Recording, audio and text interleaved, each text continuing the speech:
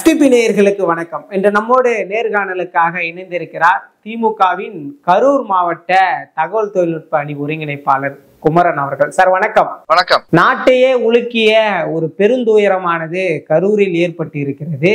அங்க கிட்டத்தட்ட 41 உயிர்களுக்கு மேல் தாண்டி இப்போது சென்று கொண்டிருக்கிறது. அங்க நடக்கக்கூடிய நிலவரமானது என்னதான் சார் இருக்கிறது? ஊடகங்கள்ல ஒவ்வொரு விதமா இருக்கிறாங்க. அதிலும் குறிப்பா தாவேகா அவங்க சார்புல திமுகவின் சதி என்ற ஒரு பிம்பத்தை உருவாக்கிட்டு வராங்க. உண்மையிலே அங்க என்ன நடக்குது களத்துல இருந்து உங்களுடைய பார்வை? முதல்ல இந்த மாதிரி ஒரு மோசமான சம்பவம் கரூர்ல நடந்தது கரூர் மக்களுக்கெல்லாம் மிகப்பெரிய ஒரு சோகத்தை கொடுத்திருக்கு. ஒரு அரசியல் கூட்டங்கிறது இத்தனை உயிர்களை காவு வாங்கும், இத்தனை பேர் பலியாவாங்க அப்படின்றது யாருமே எதிர்பார்க்கவே இல்லை. கரூர் மாவட்டத்தில் இருக்கக்கூடிய எல்லா கடைகளும் ஞாயிற்றுக்கிழமை அவங்களா இதுக்கு ஒரு சோக நிகழ்வு அப்படின்னு அதுக்கு துக்கம் அனுசரிக்கும் விதமா அவங்களே லீவ் வணிக சங்கமே கரூர் மாவட்ட லோக்கல் கடையடைப்பு பண்ணி அவங்களுடைய இரங்கலை பதிவு பண்ணாங்க. கரூருங்கிற பேச்சு இப்ப நாடு முழுக்க போய் அது ஒரு மோசமான ஒரு சோகமான நிகழ்வு கரூர் மாவட்டத்துக்கு 41 பேருடைய மரணம் பிடிச்சிருக்கு.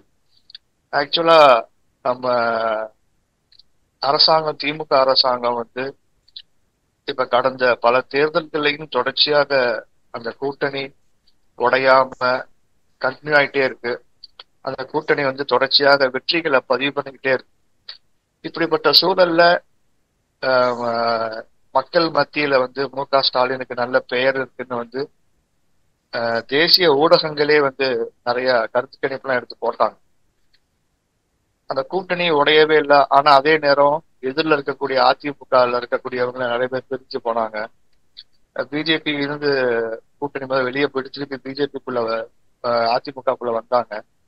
அதிமுக இருக்கக்கூடிய 2ஆம் கட்ட தலைவர்கள்லாம் தன்னிச்சையா வெளியே போறாங்க. இந்த மாதிரி பல்வேறு குழப்பத்துல எதிர்கட்சியுடைய கூட்டணி இருக்கும் பொழுது அவர்கள் தமிழ்நாடு முதலமைச்சர் திமுக தலைவர் ஸ்டாலின் அவர்களை எதிர்த்து என்னடா பண்றதுன்னு புலம்பி தவிச்சுக்கிட்டு இருந்த நிலைமையில இந்த நடைபெற்ற ஒரு அசம்பாவிதம், இந்த உயிர் பலி எதிர்கட்சிகளுக்கு திமுக அரசாங்கத்தை குறை சொல்றது கிடைச்ச ஒரு வாய்ப்பா போச்சு அப்படிங்கிறதான் பொதுவான கருத்தாவே இருக்கு. ஏன்னா சம்பந்தமே இல்லாம, ஆதாரமே இல்லாம அவர்கள் அரசாங்கத்தின் மேல குறை சொல்வது, விஜய் கட்சி தரப்புல இருந்து என்னென்ன கோளாறு பண்ணாங்களோ, என்னென்ன குளறுபடி பண்ணாங்களோ அதையெல்லாம் மறைச்சு, அதையெல்லாம் மூடி மறைச்சு அரசாங்கத்தின் மேல குறை சொல்லி இதை ஒரு அட்வான்டேஜா எடுத்துக்கிட்டு, பொலிட்டிக்கல் அட்வான்டேஜா எடுத்துக்கிட்டு தரக்குறைவான மலிவான ஒரு அரசியலை பண்றாங்க அப்படிங்கிறதா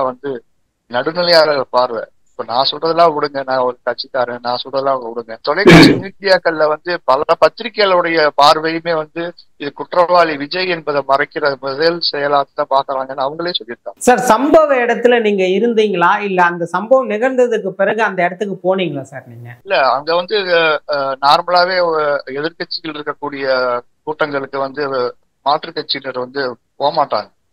ஏன்னா அது ஒரு தர்ம சங்கடமான சூழலா இருக்கும். அது நல்லாவும் இருக்காது. இது வரைக்கும் அப்படி போக மாட்டாங்க.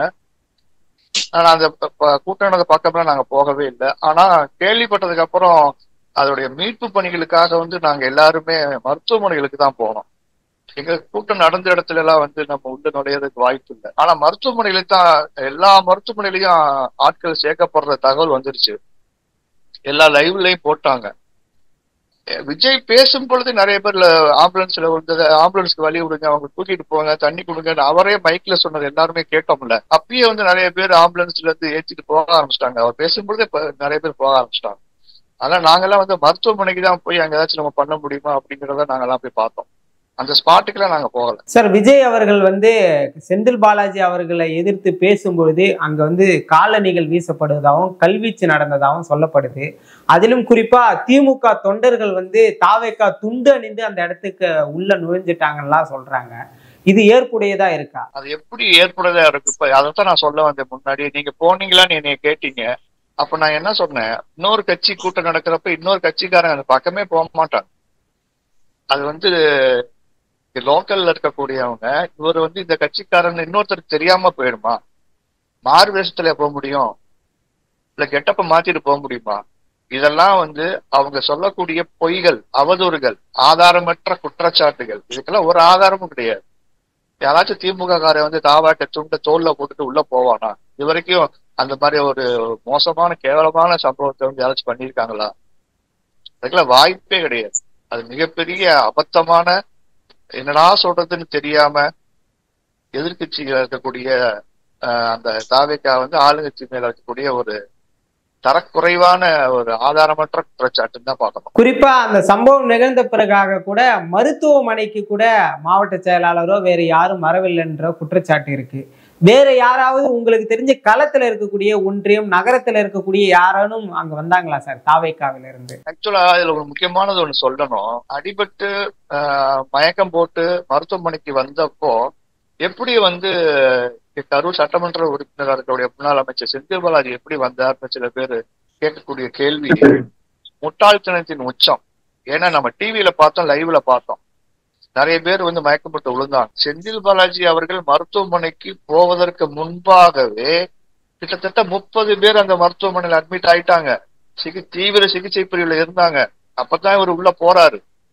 இவர் போய் வந்து உள்ள என்ன நடக்குதுன்னு பாக்குறாரு. அந்த வீடியோ எல்லா பக்கமும் லைவ், அவருடைய பேஜ் லைவ்ல ஓடி இருக்கு, பாக்கலாம் நீங்க. 30 பேரு கீழே விழுந்துட்டாங்கன்ற நியூஸ் சிஎம்க்கு போகுது. சிஎம் இங்க லோக்கல் அட்மின்ல இருக்கக்கூடிய அமைச்சரை தொடர்பு கொள்றாரு, போய் பாக்குறாரு. அன்பில் மகேஷை வந்து அவர் ஊர்ல இருந்து போக சொல்றாரு.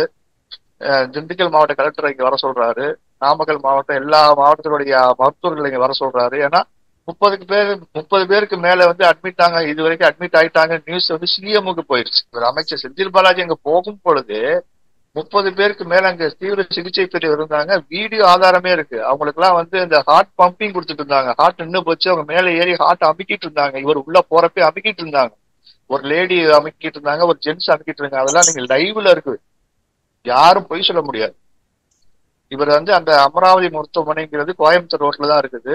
அந்த மருத்துவமனையில இருந்து சும்மா வாக்கபிள் டிஸ்டன்ஸ் தான் திமுக ஆபீஸ். அங்கிருந்துதான் அவர் போயிருக்காரு. இவர் எப்படி போனாருன்னா, கரூர் என்ன சென்னை மாதிரியான பெரிய சிட்டியா? இந்த அமராவதி மருத்துவமனை இருக்கிற இடம் திமுக ஆபீஸ், கலைஞர் அறிவாலயம் இருக்கிற இடத்துல வாக்கபிள் டிஸ்டன்ஸ். உடனே வந்துட்டாரு கேள்விப்பட்டதும். இவங்கதான் வந்தாங்க, கட்சி நிர்வாகி தான் வந்தாங்க. அப்படி பார்த்தா அதிமுக விஜயபாஸ்கரும் ஒரு 6 மணி நேரத்துல வந்துட்டாரு. அவர் வீடியோவும் போட்டிருக்காரு, இது பாக்கலாம். அப்ப அவருக்கு தொடர்பு இருக்குன்னு சொல்லலாமா?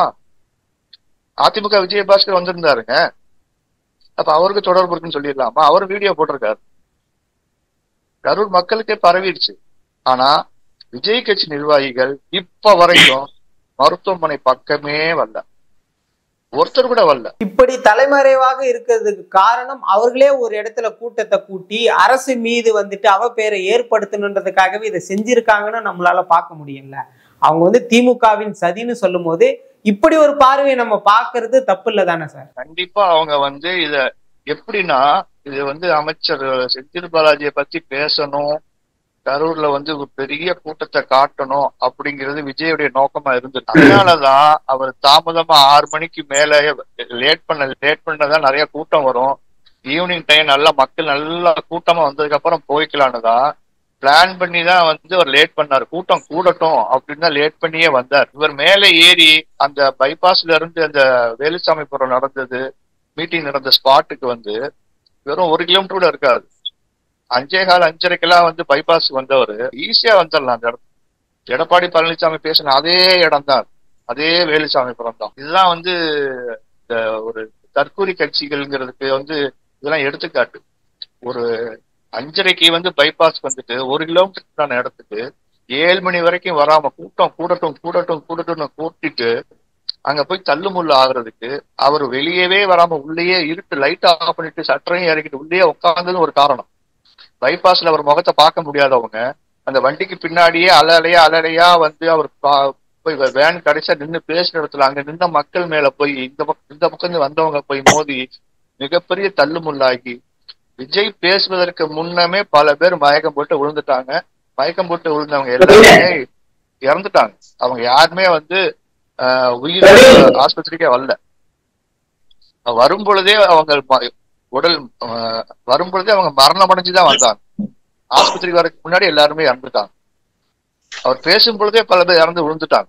அதுதான் உண்மை சார். இத்தனை உயிர்கள் பலியான பிறகும் கூட தாவேக்காவிலிருந்து யாரும் வந்து அங்க பார்க்கல. நீங்க கூட சொல்லியிருந்தீங்க, உங்களுக்கு நெருக்கமான ஒருத்தவர் கூட உயிர் இழந்ததா சொல்லியிருக்கீங்க. அது எப்படி சார் வந்து சதியா இருக்கும்? அப்போ வந்து திட்டமிட்டு சதியை செய்தது தாவேக்கான்ற ஒரு நிரூபணமான ஒரு சூழ்நிலையில நாம் இருக்கோம். அங்க களத்துல தாவேக்காவை எப்படி சார் பாக்குறாங்க மக்கள்? அதாவது என்னுடைய அலுவலகத்தில் பணியாற்றுகிற லோகேஷ் என்பவருடைய அம்மா தான் அந்த கடைசியா இறந்தவங்க. சுகுணா நேற்று திங்கட்கிழமை அதிகாலை இறந்தாங்க. அவங்க வீடு அந்த பக்கம் தான் இருக்கு, வேலுசாமிபுரத்துல தான் வீடு இருக்கு. சரி, எல்லாம் வந்து போய் பாக்குறாங்களேன்னு போய் அந்த ஈவினிங் 6 மணிக்கு மேல போனதுனால அவங்களும் ஒரு கம்பெனில சூப்பர்வைசரா ஒர்க் பண்றாங்க. எக்ஸ்போர்ட் கரூர்ல எக்ஸ்போர்ட் கம்பெனி நிறைய இருக்கு. அங்க எல்லாருமே மேக்சிமம் வேலை பார்ப்பாங்க. 6 மணிக்கு எல்லா பேர்த்துடைய வேலையும் முடிஞ்சிடும். பெண்களுக்கு குறிப்பா 6 மணிக்கு மேல வேலை செய்ய மாட்டாங்க. 6 மணிக்கு அவங்க டைம் முடிஞ்சிடும். இந்த மாதிரி 6 மணிக்கு மேல வேலை முடிஞ்சவங்க எல்லாருமே அங்க வந்திருக்காங்க. அந்த விஜயை பார்க்கணும், கூட்டத்தை பார்க்கலாம் அப்படின்னு நடிகரை பார்க்கக்கூடிய ஆர்வம் எல்லாருக்குமே இருக்கும்ல, அவங்களும் வந்திருக்காங்க. அவங்க வீட்டு பக்கத்துனால அவங்க போய் அந்த அவங்க இருக்கக்கூடிய தெரு முனையில நின்று பார்த்துருக்காங்க. அந்த கூட்ட தள்ளு முடியல அவங்க சிக்கி அவங்க அன்கான்சியஸ் ஆயிட்டாங்க. அவங்கள ஐசியூல வச்சிருந்து கண்ணு முழிக்காமையே இறந்துட்டாங்க. நேற்றுக்கு திங்கட்கிழமை அதிகாலையில வந்து அந்த சம்பவம் நடந்துச்சு. நேற்றுக்குள்ள அவங்க எல்லாம் கிளியர் பண்ணி கொடுத்துட்டு தான் வந்தோம். இது வந்து ஒரு மிகவும் ஒரு பொறுப்பற்ற, ஒரு மனிதாபிமானமற்ற, இப்படி ஒரு அரசியல் கட்சி உலகத்திலேயே இருந்திருக்கா. தன்னுடைய தொண்டர்கள் இவ்வளவு பேர் செத்துருக்காங்க, அதை பத்தி ஒரு அறிக்கை விடுறதுக்கு கூட, ஒரு 4 வார்த்தை பேசுறதுக்கு கூட பயந்துக்கிட்டு ஊருக்கு உடனே ஓடி போய் இங்க 7 மணிக்கு 8 மணிக்கு இந்த மாதிரி சம்பவம் நடந்துச்சு. 11 மணிக்கெல்லாம் வீட்டுல போய் கதவு போட்டுன தலைவர், அரசியல் தலைவர் உலகத்திலேயே நடிகர் விஜயா தான் இருக்க முடியும். அப்புறம் ஃபாலோ பண்ற எல்லா பேருமே அதே மாதிரி போய் அடைஞ்சுக்கிட்டாங்க, காணா போயிட்டாங்க. ஒரு நிர்வாகி கூட வீட்டுல இல்லைங்க. கரூர் மாவட்ட தாவேக்கா ஆபீஸ் பூட்டி இருக்கு. இவங்க எல்லாம் வந்து மக்களை காப்பாற்ற போறாங்களா? இவங்க தமிழ்நாட்டுக்கு நேரம் சிஎம் ஆகி எல்லாத்தையும் எல்லா பிரச்சனைகளுமே பேஸ் பண்ணக்கூடிய ஆளா இருக்க போறாரா?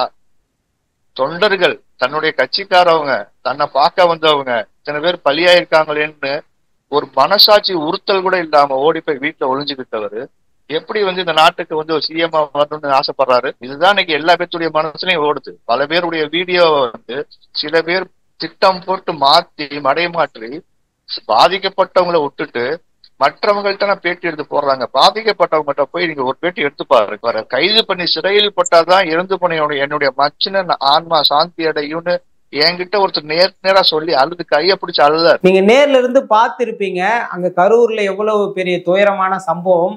ஆனா justice for Karur, justice for அங்க கரூர் மக்கள்னு போடாம வி ஸ்டாண்ட் ஃபார் விஜய் அப்படின்னு, நாங்க இருக்கும் விஜய் அண்ணாக்காக அப்படின்னு எல்லாரும் விஜய்க்காக ஆதரவு தெரிவிக்கிறாங்க. இது எவ்வளவு ஒரு முட்டாள்தனமான ஒரு இதா இருக்குது சார். அந்த முட்டாள்தனம் தான் சொன்னேன் நான்.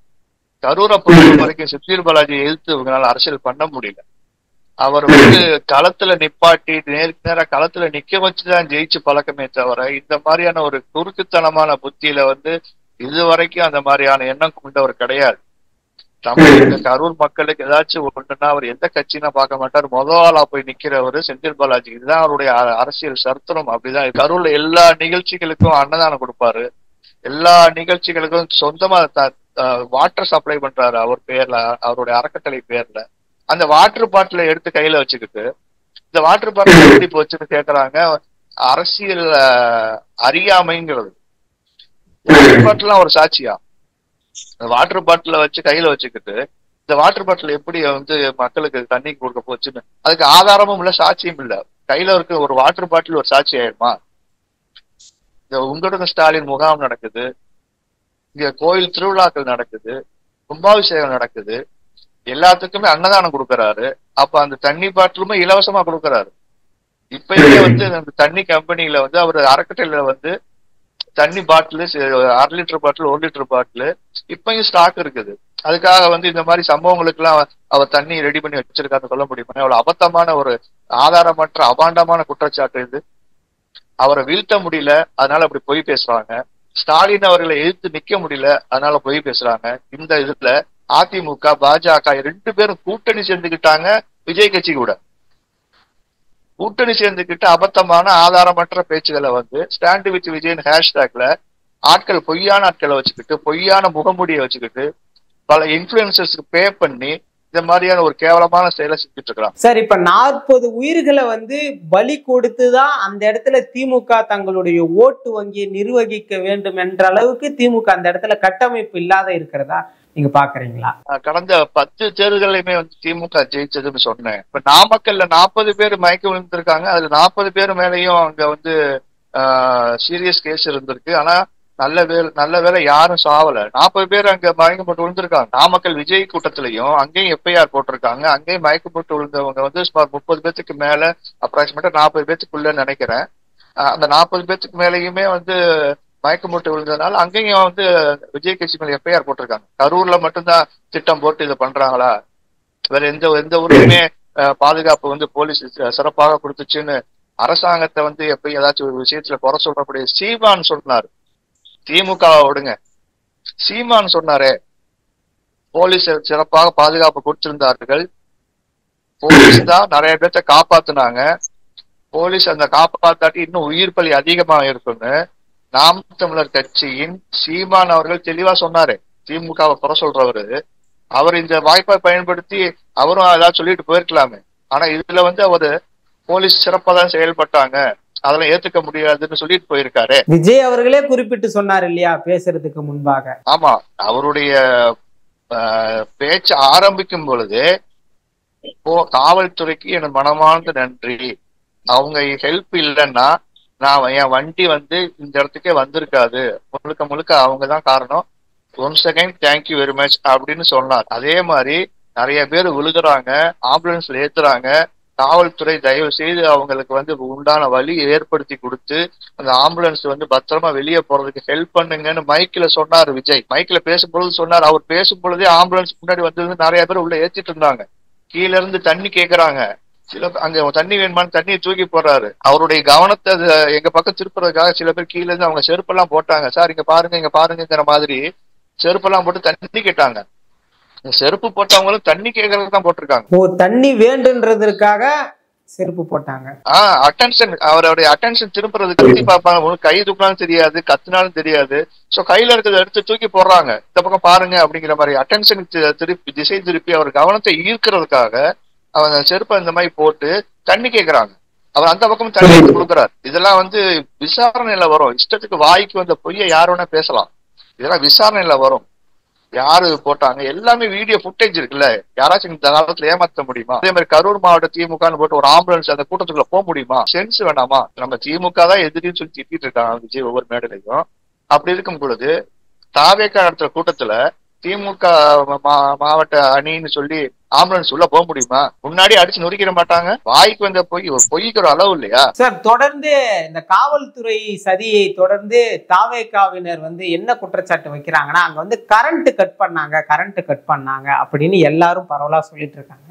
உண்மையிலே அங்க கரண்ட் கட் பண்ணப்பட்டதா? அங்க பின்னாடி என்ன சார் நடந்தது? ஆக்சுவலா அந்த கூட்டத்துக்கு விஜய் கட்சியினுடைய லெட்டர் பேட்ல, மாவட்ட லெட்டர் பேட்ல இந்த மாதிரி தொண்டர்களுடைய பாதுகாப்பு கருதி மின்சாரத்தை விஜய் வரும் நேரங்களில் துண்டித்து தருமாறு அன்புடன் கேட்டுக்கொள்கிறோம் அப்படின்னு கடிதம் கொடுத்திருக்காங்க. அந்த கடிதத்தோட காப்பி எல்லாம் சமூக வலைதளங்கள்ல வெளியாகி இருக்கு.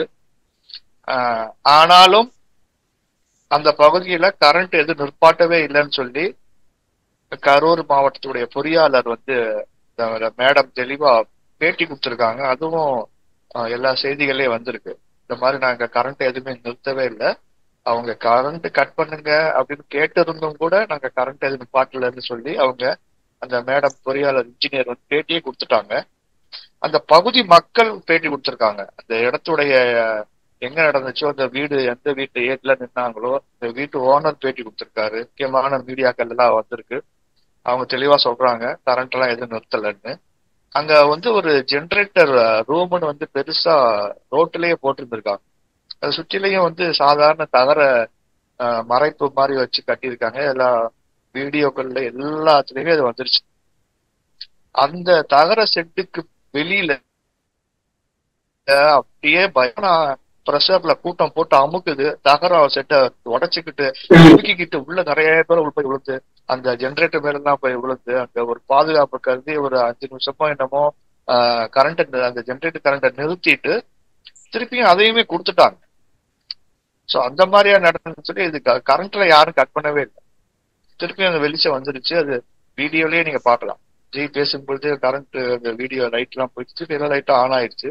அந்த ஜென்ரேட்டருக்குள்ளயும் பல பேர் போய் அமுங்கி மிதிச்சு, கை காலை மிதிச்சு, கழுத்தை மிதிச்சு ஒரே தள்ளுமுண்டு. யாருக்கும் எந்த ஒரு அக்கறையும் இந்த மனித உயிர்களுக்கு மதிப்பே இல்லாம தான் தப்புனா போதுங்கிறதெல்லாம் விட தான் தலைவனை பார்க்கணும்னு ஒரு என்ன மாதிரியான ஒரு வெறித்தனம் அது. இந்த மாதிரியான ஒரு நடிகர்களை பார்க்கணும்னு ஏறி மிதிச்சு சக மனித உயிர்கள் மேல மிதிச்சு, நெஞ்சில மிதிச்சு, கழுத்துல மிதிச்சு, அப்படி போய் என்ன தலைவனை பார்த்து என்ன பண்ண போறீங்க? செத்து போனது யாரு? குடும்பத்துக்கு இப்ப யாரு பதில் சொல்றது? ஒரு காட்டு மிராண்டித்தனமான ஒரு கோரத்தனமான ஒரு மைண்ட் செட் அந்த தொண்டர்கள் மத்தியில ஏன் தொடர்ச்சியாக அந்த கட்சி தலைவர்கள் விதிச்சுக்கிட்டே இருக்காங்க? காவல்துறை சொல்றதெல்லாம் கேட்கவே கூடாதுங்கிற மாதிரி அவர் தலைவரே பேசுறாரு. காவல்துறை எதிர்த்து பேசுறாரு. காவல்துறைக்கு ஒத்துழைங்க, காவல்துறை சொல்றது கேளுங்கன்னு ஒரு தலைவர் பேசணும். பின்னாடியே வராதீங்கன்னு காவல்துறை சொன்னா எப்படி நீங்க கட்டுப்பாடு விதிக்கலாங்கிறாங்க. பொது இடத்துல நீங்க மேல ஏறி கை காட்டாதீங்க, அந்த இடத்துல தள்ளுமுள்ளு ஆகும்னு சொல்றாங்க காவல்துறை. எப்படி நீங்க மக்கள்கிட்ட கை காட்ட நீங்க தடுக்கலான்னு கேக்குறாங்க. வீடியோலாம் வந்துச்சு, நீங்க பாத்துருப்பீங்க. பின்னாடியே அவங்க நிறைய பேர் இடிச்சிட்டு விழுகுறாங்க. உளுந்தவங்க மேல ஏறி ஓடியாடுறாங்க. அது பாத்தீங்களா? கீழே உளுந்து கிடக்குறாங்க, அவங்க மேல ஏறி மிதிச்சு ஓடியாடுறாங்க. அவங்கள தூக்கி விடல. அப்படி ஒரு அந்த வண்டி பின்னாடியே ஓடி வரணும்னு ஒரு வெறி. இந்த வெறியெல்லாம் எப்படி வருது? போலீஸ் சொல்றதெல்லாம் கேட்க கூடாதுன்னு எப்படி இந்த ஒரு போலீஸ்க்கு எதிரான மனநிலையை தொண்டருக்கு மத்தியில உருவாக்குறாரு? இதை பத்தி எல்லாம் இந்த அதிமுக தலைவர் எடப்பாடி பழனிசாமி பேசினாரா? இதை பத்தி பாஜக தலைவர் பேசினாரா? இதை பத்தி தாவேக தொண்டர்கள் யாராச்சும் பேசினாங்களா? ஏன் போலீஸ் எதுக்குறீங்க? போலீஸ் சொல்றதை ஏன் ஃபாலோ பண்ண மாட்டீங்க? போலீஸ் கண்டிஷன் எல்லாம் ஏன் வீம்புக்குன்னே மீறுறீங்க? டயத்துக்கு சொன்னா டயத்துக்கு போகணும்ல. 10,000 பேர் தான் வராங்கன்னு லெட்டர் கொடுத்துட்டு 35,000 பேர் வந்தா அதுக்கு யாரு பொறுப்பு? காவல்துறை பொறுப்பா? நீங்க தானே பொறுப்பு. 2 மணிக்கு வரேன்னு சொன்னா 3 மணிக்கு வந்திருந்தா கூட ஒரு உயிர் கூட போயிருக்காது. ஒரு உயிர் கூட போயிருக்காது. இங்க கரூர் எல்லாம் காலையில 5 மணி 6 மணிக்கெல்லாம் நிக்க ஆரம்பிச்சிட்டாங்க. 12 மணிக்கு வர போறாரு. ஆனா சாயந்தரம் 7 மணிக்கு வர. கிட்டத்தட்ட 10 மணி நேரம் 12 மணி நேரம் அந்த வெயில்ல தண்ணி இல்லாம சோறு இல்லாம எப்படி ஒரு மனுஷனால் நிக்க முடியும்? இதுக்கெல்லாம் யார் பொறுப்பு? இதை போய் கவர்மெண்ட் எப்படி பாதுகாக்கும்? நீங்க சொன்ன 10,000 பேருக்கு 500 போலீஸ் தான் அதான் ஒரு நடைமுறை, அதான் ஒரு விதிமுறை, அது மாதிரிதான் போட்டிருக்குன்னு டிஜிபி தெளிவா சொல்றாரு. அந்த கூட்டத்துக்கு போகாதீங்க, ரொம்ப கூட்டமா இருக்கு, முன்னாடி ஒரு 50 மீட்டருக்கு முன்னாடியே பேசுங்கன்னு சொல்றாரு. இல்லன்னு அங்கதான் போவே நடமுடிச்சிருக்காங்க. இதெல்லாம் எது சொன்னாலும் கேட்க மாட்டாங்க. மரத்து மேல ஏறுவாங்க, மரத்துடைய கிளையெல்லாம் உடைப்பாங்க, போஸ்ட் மரத்து மேல ஏறுவாங்க. வீடு எல்லாம் அந்த ஏரியா போய் பாருங்க. அந்த ஏரியா சுற்றிலும் சீல் வச்சிருக்காங்க. ஏன்னா விசாரணை நடக்கிறதுனால சுற்றிலும் சீல் வச்சிருக்காங்க. சுனாமி போன மாதிரி இருக்குது அந்த ஏரியா. எல்லா வீடும் அப்படியே இடிஞ்சு கிடக்குது, மரமெல்லாம் உடஞ்சு கிடக்குது. செருப்பு மட்டும் ஒரு 1000 கணக்கு செருப்பு கிடக்கு. ஒரு கூட்டம் நடந்தா எப்படிதான் இருக்குமா? தமிழ்நாட்டுல இப்படி பார்த்திருக்கோமா எங்கேயாச்சும்? இத்தனை அரசியல் கட்சிகள் இத்தனை கூட்டங்கள் நடத்திருக்க தமிழ்நாட்டுல எங்கேயாச்சும் இப்படி பார்த்திருக்கோமா? ஒரு கட்டுப்பாடு இல்லாத ஒரு வெறித்தனமான ஒரு சைக்கோத்தனமான கூட்டத்துக்கு அவர் ஒரு தலைவரா இருக்காரு. அந்த கூட்டத்தை அப்படியே மெயின்டைன் பண்றாரு. இவங்கெல்லாம் முட்டாள்களா வச்சிருக்கிறது அவரோட நோக்கம். இவர்களுக்கு அறிவு பாதையில திருப்புறதுக்குலாம் அவருக்கு ஐடியா கிடையாது. அவர்கள் இந்த மாதிரியான முட்டாள்களை தான் தலைவரா வச்சுக்கிட்டு அந்த முட்டாள்கள் தலைவராக இருக்க விரும்புறாரு.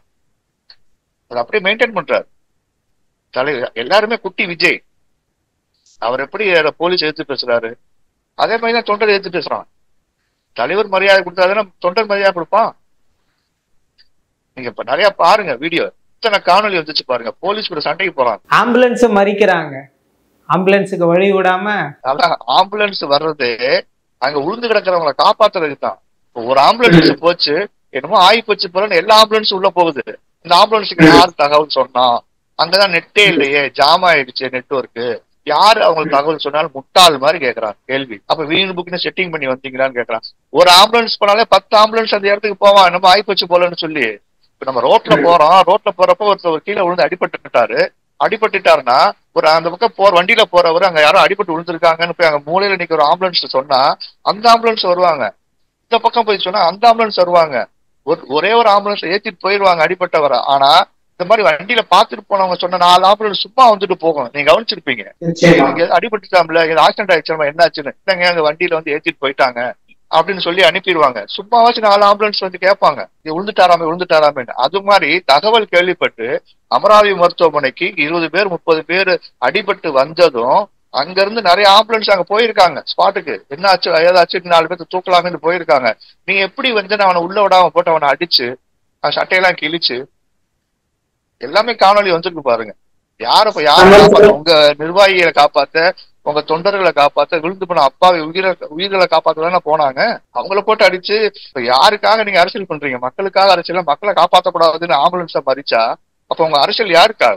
அந்த தொண்டர்கள் தான் சரியில்லைன்னு பார்த்தோம்னா, அந்த கட்சியுடைய வழக்கறிஞர் என்ன சொல்றாரு, அங்க இறந்தவங்க எல்லாம் அந்த கூட்டத்துக்கு வந்து இறந்தவங்க தான்ன்றதே எங்களுக்கு சந்தேகமா இருக்குது, அதனால நாங்க வந்து சிபிஐ விசாரணையை நாடுறோம்னு சொல்றாங்க. கட்சி தலைவர்கள் பேசுறது எல்லாமே அவங்க மேலதான் எல்லா தப்புன்னு ஓப்பனா வெளிக்காட்டுற மாதிரியே தான் இருக்குது. அவங்க எல்லாம் வந்து நடிகர் விஜய உள்ள போட்டு ஜெயில உள்ள போட்டு பெயிலே வராத மாதிரி என்னென்ன நடக்கணுமோ அதுக்கு ஏத்த மாதிரி அவங்க கட்சிக்காரங்களே பேசிட்டு இருக்கிறாங்க. அந்த வழக்கறிஞர் பேசின ஒரு பேச்சு போதுங்க விஜய கைது பண்றதுக்கு. அது தெரியுமா? அவர் வழக்கறிஞர், அவரு செம்ம காமெடி. அவர் பேசின ஒரு பேச்சு போதும் அவர் கைது பண்றதுக்கு விஜய. அவங்களே பாயிண்ட் எடுத்து கொடுக்குறாங்க. ஏன்னா எல்லாமே பொய். அதுக்கு மேல இன்னைக்கு காலையில இந்த ஆதவ் அர்ஜுனா ஒரு பதிவை போட்டுட்டு எடுத்துட்டாரு. அந்த பதிவுல போட்டிருக்காரு, முட்டாள்தனமா போட்டிருக்காரு. கலவரத்தை தூண்டக்கூடிய விதமா இருக்கு அந்த பதிவே. ரசிகர்கள் சும்மா இருக்க மாட்டாங்க. இந்த மாதிரி ஓப்பனிங் ஷோ சினிமா போல நினைச்சுக்கிட்டாங்க அரசியல. எப்படி அஜித் ரசிகர்கள் இருந்து நெட்ல திட்டுறாங்க, அது மாதிரி வந்து கட்சிக்காரங்களை சிஎம் கட்சிக்காரங்களையும் அமைச்சர்களையும் அந்த மாதிரி திட்டுறாங்க. 2 ஒண்ணு நினைச்சுக்கிட்டாங்க. அந்த அளவுக்கு ஒரு முட்டாள்தனமான தற்குறித்தனமான கூட்டத்தை தான் வச்சிருக்காரு விஜய். அஜித்தை திட்டுற மாதிரி சிஎம் திட்ட முடியுமா? அஜித் ஒரு பெருந்தன்மையா போயிடுவாரு, அரசியல்வாதியை போயிடுவாங்களா? சிஎம்ஆ இருக்கிற போயிடுவாங்களா? அப்ப மோடி திட்டினா மோடி சும்மா விட்டுருவாரா? எத்தனை பத்திரிகையாளர் மேல கேஸ் போட்டு உள்ள வச்சிருக்காரு மோடி ஜெயில. இன்னைக்கு வரைக்கும் ஜாமீன் கொடுக்காம எத்தனை பத்திரிகையாளர் உள்ள இருக்காங்க. அது மாதிரி தமிழ்நாட்டுல இருக்கிற இந்த மாதிரி பேசினவங்க, அபத்தமா பேசினவங்கள, பொய் பேசினவங்கள, அவதூறு குற்றச்சாட்டு பேசினவங்கள, ஆதாரம் எல்லாம் பேசினவங்கள அரசாங்கம் பார்த்துட்டு சும்மா இருக்குமா? இதுல ஓப்பனிங் சினிமாவா? ஏன் நடிகை தான் டாப்பு, ஓ நடிகை வீக்குன்னு சொல்லி அவதூறா பேசுறதுக்கு, அர்த்தங்கத்தனமா பேசுறதுக்கு, ஆபாசமா பேசுறதுக்கு எவ்வளவு அபியூஸ் பண்ணி பேசுறாங்க தெரியுமா? ஒரு பொடி பையன் பேசுறான், சிஎம் சவால் விடுறான், சாதாரண சினிமா சவால் விடுற மாதிரி அந்த பதிவையும் எடுத்துட்டு ஓடிட்டான். எத்தனை பேருடைய வாழ்க்கை போகுது பாருங்க. இப்ப இவனுக்காக எடுத்து பேசினவன் ஜெயில போட்டா ஒருத்தன் கதறான், நான் போலீஸ் வேலைக்கு போறேன், என் மேல கேஸ் வேண்டாம், போலீஸ் வேலை கிடைக்காது, தெரியாம மன்னிப்பு கேட்கறான். எத்தனை பேருடைய வாழ்க்கையை வந்து ஒரு குருட்டுத்தனமா அவன் வந்து கெடுத்து விடுறான் பாருங்க விஜய். அவன் இப்ப ஏசில படுத்துக்கிட்டான். இப்ப யாரு நாங்க ரோட்ல நிக்கிறதுன்னு பாதிக்கப்பட்ட குடும்பத்துல ஒரு பெண்ணு பேசின வீடியோ இருக்கு தெரியுமா? நீ போய் படுத்துக்கிட்ட, இப்ப நாங்க யாரா எங்க ரோட்ல எங்க உடம்பு, எங்க உறவினர்களோட உடம்ப கையில வச்சு நாங்க உட்காந்துருக்கோம், நீ இப்ப ஏசில படுத்துக்கிட்ட, திருப்பி நீ மாநாடு எங்கேயாச்சும் கூப்பிட்டு எங்களை எல்லாம் கூப்பிடு, பெருப்பகள் தேடிப்பேன்னு ஒரு லேடி பேசின வீடியோ இருக்குங்க. பாதிக்கப்பட்ட குடும்பத்துல இருந்து ஒரு லேடி. நீதான் நாட்டை காப்பாற்ற போய் நாளைக்கு முதலமைச்சராக போறியா? அப்படியே கேட்கறாங்க அந்த கேள்வி. மக்களை நல்வழிப்படுத்த தானே ஒரு தலைவனா இருக்க முடியும். தன்னுடைய தொண்டனை அடிபட்டு விழுந்தானா கை கொடுத்து தூக்க ஓடி வரதானே ஒரு தலைவனா இருக்க முடியும். இப்படி ஒரு அரசியல் தலைவனை இந்தியாவே பார்த்தது இல்லையே. நிச்சயமா சார், இந்த தாவேகாவின் பெருந்துயர சம்பவத்தில் இருக்கக்கூடிய பல்வேறு சந்தேகமான கேள்விக்கு மிக தெளிவா பதில் சொன்னீங்க. நம்ம மேலும் ஒரு காணொலியில சந்திக்கலாம் சார். நன்றி சார். தேங்க்யூ.